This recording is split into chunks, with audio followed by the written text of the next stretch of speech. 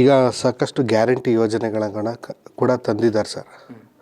ಅದಕ್ಕಿಂತ ಮುಂಚೆ ನೀವು ಕೂಡ ಮೈಸೂರಿನವರು, ಸಿದ್ದರಾಮಯ್ಯನವರು ಮೈಸೂರಿನವರು, ಈ ವಿಚಾರವನ್ನು ನಿಮ್ಮ ಗ್ರಾಮದ ಮುಖಂಡರುಗಳು ಅಥವಾ ತಾಲೂಕು ಮುಖಂಡರುಗಳ ಜೊತೆ ವ್ಯಕ್ತಪಡಿಸಿದ್ದುಂಟಾ? ಸಿದ್ದರಾಮಯ್ಯನವ್ರನ್ನ ಭೇಟಿ ಮಾಡಬೇಕು ಅನ್ನುವಂಥ ತಿಳಿಸಿದ್ದುಂಟಾ ಅಂತ?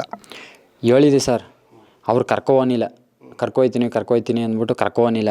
ಅದರಿಂದ ನಿಮ್ಮ ವಾಹಿನಿ ಮುಖಾಂತರ ಬಂದು ಸರ್, ನಾನು ನಿಮ್ಮ ವಾಹಿನಿ ಮುಖಾಂತರ ಬಂದು ಮತ್ತು ಈ ಕರ್ನಾಟಕದ ಗ್ಯಾರಂಟಿಗಳೆಲ್ಲ 5 ಗ್ಯಾರಂಟಿಗಳಲ್ಲಾದ ಒಂದು ಗೃಹಲಕ್ಷ್ಮಿ ಹಣದಲ್ಲಿ ನಾನು ಜೀವ ಸಾರ್ಥಕತೆಯನ್ನು ಹೆಸರಿಗೆ ಡಿ ಕಟ್ಬಿಟ್ಟು ನಮ್ಮ ತಾಯಿ 4,000 ಗೃಹಲಕ್ಷ್ಮಿ ಹಣ ತಗೊಡ್ತಾರೆ ಸರ್. ಆ ಹಣದಿಂದ ನಾನು ಜೀವ ಸಾರ್ಥಕತೆಯನ್ನು ಹೆಸರಿಗೆ ಡಿ ಕಟ್ಬಿಟ್ಟು ಕಿಡ್ನಿನ ನೋಂದಣಿ ಮಾಡ್ಸೀನಿ ಸರ್. ಈಗಿನ್ನೇನು ಬರೋ ಟೈಮ್ ಆಗದ, ಒಂದು 5-6-7-8 ತಿಂಗಳಲ್ಲಿ ಬತ್ತ ಅಂತ ಹೇಳಾರ ಸರ್. ಅದಕ್ಕೆ ಅವ್ರಿಗೆ ಕೃತಜ್ಞತೆ ಸಲ್ಲಿಸ್ಬೇಕು ಸರ್. ಕೆಲವರು ಈಗ ಗೃಹಲಕ್ಷ್ಮಿ ಹಣದಿಂದ ಫ್ರಿಜ್ ತಗೊಂಡು, ಬೋರ್ ಹೊಡಿಸೀವಿ, ಬೈಕ್ ತಗೊಂಡು ಅಂತಾರೆ ಸರ್.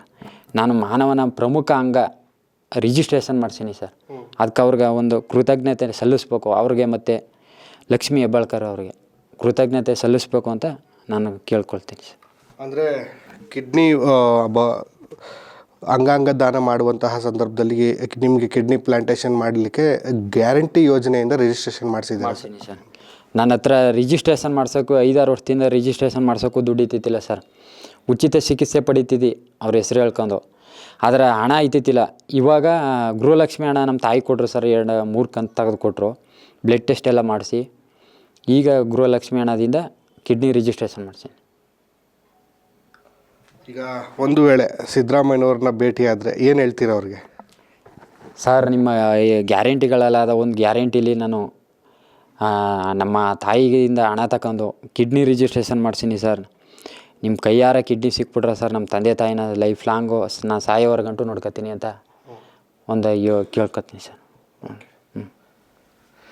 ಎಸ್, ಇದಿಷ್ಟು ಕಿಡ್ನಿ ವೈಫಲ್ಯದಿಂದ ಬಳಲ್ತಾ ಇರ್ತಕ್ಕಂತಹ ಮಾದೇಸ್ವಾಮಿ ಸಿದ್ದರಾಮಯ್ಯನವರ ಮೇಲೆ ಇಟ್ಟಿರ್ತಕ್ಕಂತಹ, ಸಿದ್ದರಾಮಯ್ಯನವರು ಕೊಟ್ಟಂಥ ಯೋಜನೆಗಳ ಫಲಾನುಭವಿಯಾಗಿ ಸಿದ್ದರಾಮಯ್ಯನವರ ಮೇಲೆ ಇಟ್ಟಿರ್ತಕ್ಕಂಥ ಅಭಿಮಾನದ ಅಗಾಧತೆಯ ಮಾತುಗಳು.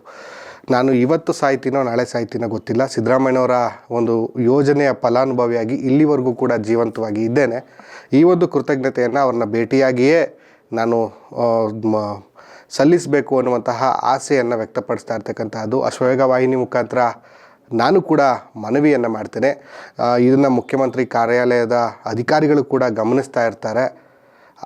ಈ ಒಂದು ಏನು ಕಿಡ್ನಿ ವೈಫಲ್ಯದಿಂದ ಬಳಲ್ತಾ ಇರ್ತಕ್ಕಂತಹ ರೋಗಿಯಾಗಿರ್ತಕ್ಕಂಥ ಮಾದೇಸ್ವಾಮಿ ಅವರ ಆಸೆಯನ್ನು ಈಡೇರಿಸುವಂಥ ನಿಟ್ಟಿನಲ್ಲಿ ಮುಖ್ಯಮಂತ್ರಿಯ ಕಾರ್ಯಾಲಯದ ಅಧಿಕಾರಿಗಳು ಕೂಡ ಮುಂದಾಗಲಿ ಅನ್ನುವಂಥದ್ದು ಕೂಡ ನಮ್ಮ ಒಂದು ಆಶಯ. ಕ್ಯಾಮ್ರಾ ಪರ್ಸನ್ ನಿತಿನ್ ಅರಸು ಜೊತೆ ಸಂದೀಪ್ ಕುಮಾರ್, ಅಶ್ವವೇಗ ನ್ಯೂಸ್, ಮೈಸೂರು.